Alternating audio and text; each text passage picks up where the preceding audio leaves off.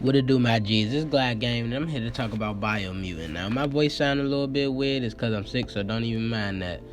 So, this game was revealed in 2018, a whole 2 years ago, so I could get why people may not remember this game or may think this game got canceled or even don't even know what it is, because there's a lot of big games coming out. It may have just gotten buried amongst all the other big gaming news, which is very understandable.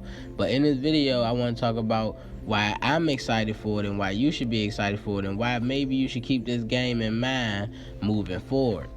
So basically, amongst everything else that was going on yesterday in the Summer of Gaming 2020 event, IGN got an interview with one of these devs where they explained a lot of the features in this game, and I'm really happy with what I heard. Specifically, the news about the CAC. Now, when this game was first revealed, they really showcased a raccoon-looking character. You'll see him on the thumbnail. I thought he was going to be the main character throughout the whole game. I thought that was the character you would have had to use, and it took me aback because I love CAC a lot, but I wasn't really tripping. It's a raccoon. I'm sure they was going to let you customize him at will, so it didn't really bother me. But when I heard that there was CAC in this game, it made me even more excited for what's to come. Basically, how CAC works in this game is you pick between 6 different DNA strands, and then you mutate your character around that strand. Now, because it's an RPG, the way your character looks directly affects your character stats. So basically saying, if you make a really big character, he might not be as fast as a smaller character, or if you make a smaller character, might not be as strong as a really big character. So you basically design your character around the way you want to play the game, which is a really cool and unique feature to add to this game. So kudos to the devs for that. I'm really excited to see how that works. Now, the DNA strand you use doesn't affect the class you pick. So you have a number of different classes. They didn't really specify how many. He named about 2. Like he said, basically there's a magic user class and a commando class. So I guess it'd be like an assault class in other games. So basically you have a number of classes to pick that also affect your playstyle, and it also affects the weapons you can use in the beginning of the game and the gear you use in the beginning of the game. So that's regular RPG stuff, which is really cool. If you like RPGs, you got that in there as well. Now, speaking of the gear and the weapons, in order to craft your gear and craft your weapons, you have to go around the world finding pieces for it, and then you can craft and customize your gear how you want, like that, which is really cool. It gives you a reason to explore the world and to remind everyone that this game is open world, so you can literally go anywhere you want to. Now, from what the dev said, they went really in depth with making gear feel important. So, like I said, this game is open world, so there's different zones. There's hot zones and cold zones. So gear is important because you will have to find gear for you to be able to withstand the cold or withstand the heat. You can't just go in there with any gear. You can't go into a hot zone with a fur jacket on, or your character will be too hot, which I think is really cool how in depth they're going in with this game. They're really trying to flush it out. They also allow you to have presets, so you can have an outfit for each zone and switch at will very fast without having to go into a menu and change your whole gear set each and every time, which is a very nice feature to keep the game moving without you breaking too much immersion. Also, when it comes to your weapons, the dev said there's thousands, even millions of choices to choose between when crafting your weapons. So it seems like all your weapons can be very unique. So with like me, I'll be doing a playthrough on this YouTube channel, and I'll have a certain type of weapon, and you may see 1,000 other playthroughs and nobody will have the same weapon as me, which is really important to me. I like to be unique. I like to make my own play style. So that's also a great feature for this game. As well as when it comes to some of the weapons, they will have special abilities. The dev even referenced Destiny when he talked about the special abilities some of the weapons will have. So if you ever played Destiny, you kind of have a picture in mind of what these special abilities will be like and how you can use them.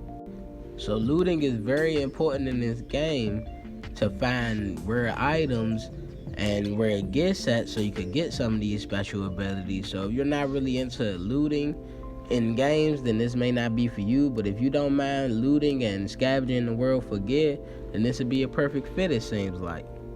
Now, for those of you who may be wondering, like, what would I be doing in this game? What is this game even about?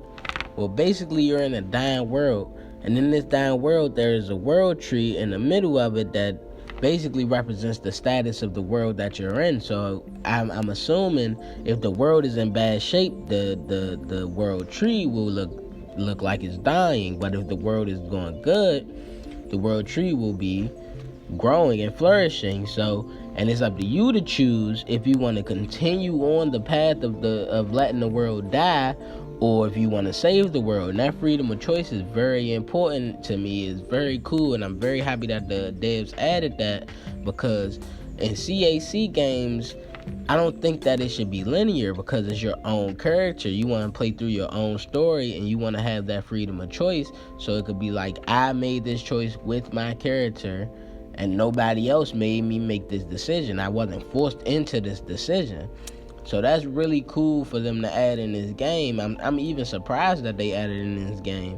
So if you don't like linear games, this may be a good fit for you. But if you're into linear story-driven games, then this may confuse you a little bit.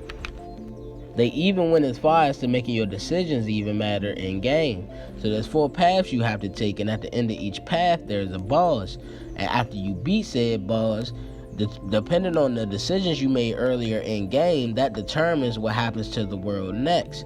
So that's really cool, because a lot of games don't really give you that free choice. And I see that the devs are really interested in giving the player his own freedom. They don't want to really force you to do anything in this game. They want you to make the world yours, and whatever you do in the world and whatever outcome you receive from that, that's all through your choice, which is really cool. A lot of games don't let you do that, especially in recent times. A lot of games have been becoming more and more story driven. Now, this world is open world. It's a free roam game, so you can literally go wherever you want. The dev said after like the first half hour of the game, you can choose whatever path you want. You can go wherever you want without any restrictions.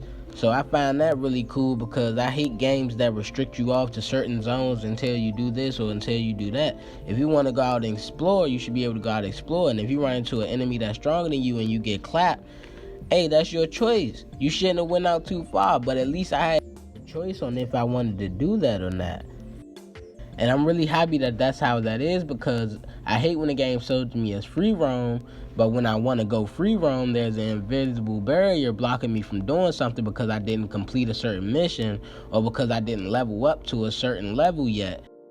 Now, as well as it being free roam, the dev even says the combat is free form. So he said it's a hybrid of a lot of different things. It was inspired by a lot of different games like Arkham, for instance, and Devil May Cry. So if you play either of those games, it should be easy for you to get a feel of the type of combat that will be in this game.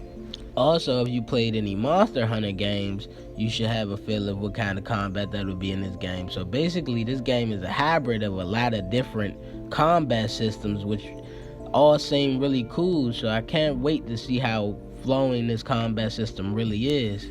So to sum it all up, I'm really excited to see what this game has in store. Due to their dev team being so small, they don't really have a release date. So they're taking their time with this game. So whatever they need to do to make it not feel rushed, I'll take it. Thanks guys for watching. See you in the next video.